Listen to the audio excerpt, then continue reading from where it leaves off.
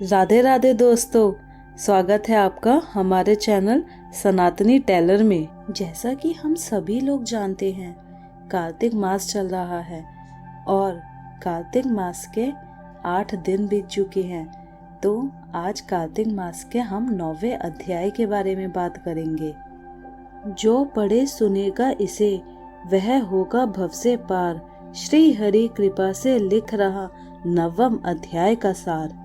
राजा पृथु ने कहा, हे मुनि श्रेष्ठ नारद जी, आपने कार्तिक माह के व्रत में जो तुलसी जी की जड़ में भगवान विष्णु का निवास बताकर उस स्थान की मिट्टी की पूजा करना बतलाया है।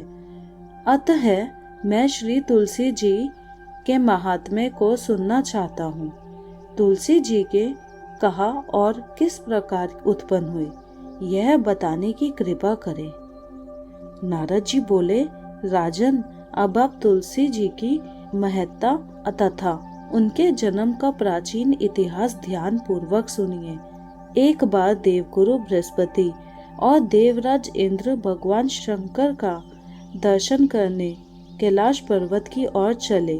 तब भगवान शंकर ने अपने भक्तों की परीक्षा लेने के लिए जटाधारी दिगंबर का रूप धारण कर उन दोनों के मार्ग में अवरोध उत्पन्न किया।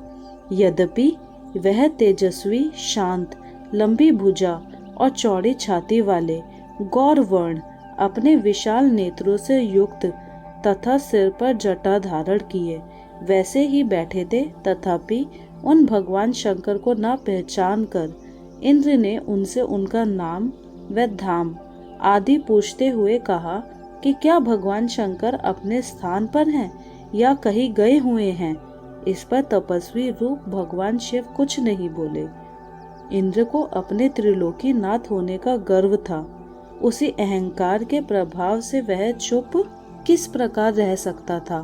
उसने क्रोधित होते हुए उस तपस्वी को धुड़क कर कहा, अरे मैंने तुझसे कुछ पूछा है और तू उसका उत्तर नहीं देता।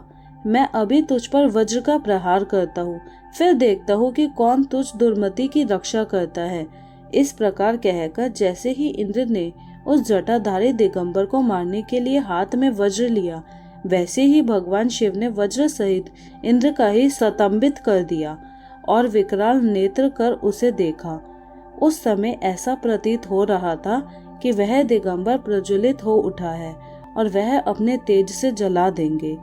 भुजाएं स्तंभित होने के कारण इंद्र दुखित होने के साथ साथ अत्यंत कुपित भी हो गया।